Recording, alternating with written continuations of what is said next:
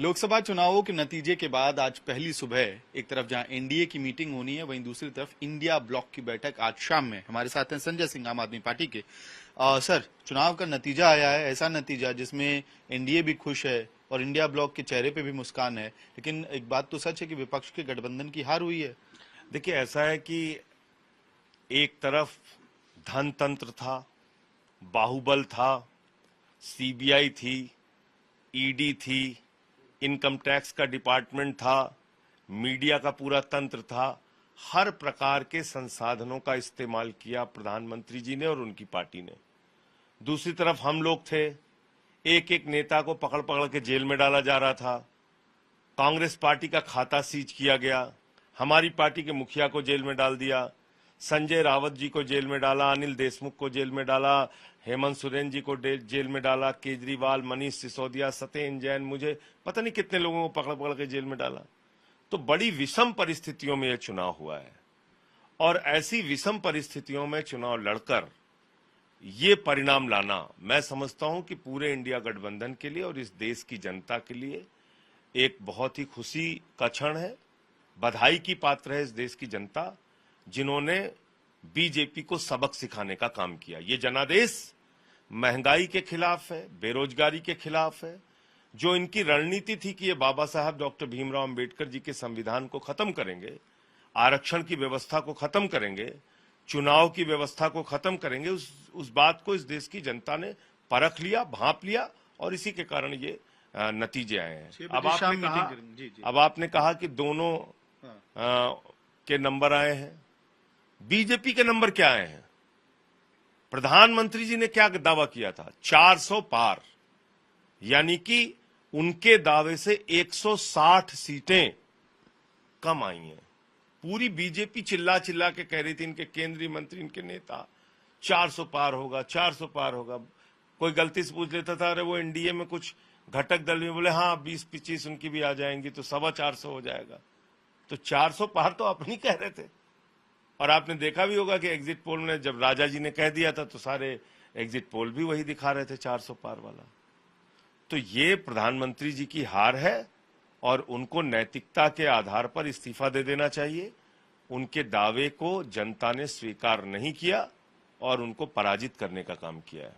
आज शाम 6 बजे आप लोग बैठक कर रहे हैं, इसमें क्या कोर एजेंडा होगा? और सवाल इसलिए भी उठ रहा है क्योंकि ये क्या अटेम्प्ट अब इंडिया ब्लॉक करने वाली है सरकार बनाने की? क्योंकि आपकी तरह ममता बनर्जी भी इस्तीफे की मांग कर रही है। देखिए, कांग्रेस जो है वो सबसे बड़ा घटक दल है और कल कांग्रेस के नेता राहुल गांधी जी ने, खड़गे जी ने, सब लोगों ने स्पष्ट किया कि हम लोग सरकार बनाने की प्रक्रिया में आगे बढ़ेंगे या नहीं बढ़ेंगे, ये रणनीति आज तय करेंगे। 6 बजे आज शाम को मीटिंग है, तो उसमें ये तय हो जाएगा कि भाई सरकार बनाने की प्रक्रिया में हम आगे बढ़ेंगे तो कैसे बढ़ेंगे, क्या क्या करेंगे, वो तय करेंगे। जहां तक 2 नेताओं का प्रश्न है, जो आपका प्रश्न आता है मैं उसका जवाब दे देता हूं। चंद्रबाबू नायडू जी और नीतीश कुमार जी। चंद्रबाबू नायडू जी वो शख्स हैं जिन्होंने संघीय ढांचे की मजबूती के लिए यहीं दिल्ली में धरना दिया था, आंदोलन किया था इस सरकार के खिलाफ, मोदी जी के खिलाफ। राज्यों के हक कैसे मारे जाते हैं उसको लेकर उन्होंने विरोध दर्ज कराया था। दूसरा, उन्होंने 19 के चुनाव के पहले सबको लामबंद करने की कोशिश की थी। दूसरे नेता है नीतीश कुमार जी। इंडिया गठबंधन के लोगों को लामबंद करने की उन्होंने चुनाव के पहले कोशिश की थी। आत्मावलोकन करेंगे, सोचेंगे, विचार करेंगे कि किस तरह से उनको भी प्रताड़ित करने का काम प्रधानमंत्री जी ने और गृह मंत्री जी ने और बीजेपी ने किया। आज ठीक है उनके पास नंबर कम है तो जरूर पूछेंगे, आवभगत करेंगे, लेकिन जेडीयू को नॉर्थ ईस्ट में कोई कौन सा राज्य है, मैं शायद नागालैंड या कौन सा राज्य है, वहां 6 के 6 जेडीयू के विधायक बीजेपी वालों ने तोड़ लिए थे। तो अपने पार्टी के साथ रहने वाले घटक दलों को भी ये तोड़ लेते हैं, उनकी पार्टी को खत्म कर देते हैं। इसका खामियाजा जो है वो उद्धव ठाकरे जी ने भी भुगता, अकाली दल ने भी देखा और जेडीयू ने भी देखा है।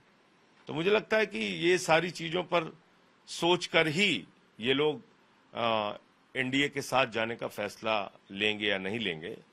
दूसरा, ये भी मैं देख रहा हूं, खबरें चल रही हैं कि स्पीकर अपना मांग रहे हैं घटक दल के लोग। तो स्पीकर क्यों अपना मांग रहे हैं? क्योंकि उनके मन में डर है कि ये लोग तोड़फोड़ शुरू कर देंगे, हमारी पार्टियों को खत्म करेंगे, तो स्पीकर अपना मांग रहे हैं। सर, अब जिस प्रदर्शन की बात टीडीपी में बात हुई है सोर्सेज से, वो कह रहे हैं कि हम एनडीए के साथ ही रहेंगे, तो आपकी तरफ से क्या अप्रोच किया जा रहा है? कहीं देर ना हो जाए, शाम 6 बजे आप लोग बैठक कर रहे हैं, इतनी देर में तो वो समर्थन का पत्र दे देंगे। अब जो अप्रोच कर रहे हैं इंडिया गठबंधन के लोग, वो टीवी कैमरे पे तो थोड़ी बताया जा सकता है। शरद पवार, अखिलेश यादव, मैं कह रहा हूँ ये सारी चीजें कैमरे पे नहीं बताई जाती, अपने अपने स्तर पे प्रयास हो रहा है। ठीक है। तो इंडिया गठबंधन की तरफ से कोशिश की जा रही है, अपने अपने स्तर पे नेता बात कर रहे हैं, और ये कोशिश जरूर होगी कि जेडीयू या टीडीपी को इंडिया ब्लॉक की तरफ लाने की कोशिश की जाए, और सरकार बनाने की कवायद इंडिया ब्लॉक में भी चल रही है। रणनीति शाम 6 बजे तय होगी। वीडियो सहयोगी लोकेंद्र के साथ मैं अमित भारद्वाज, दिल्ली, आज तक।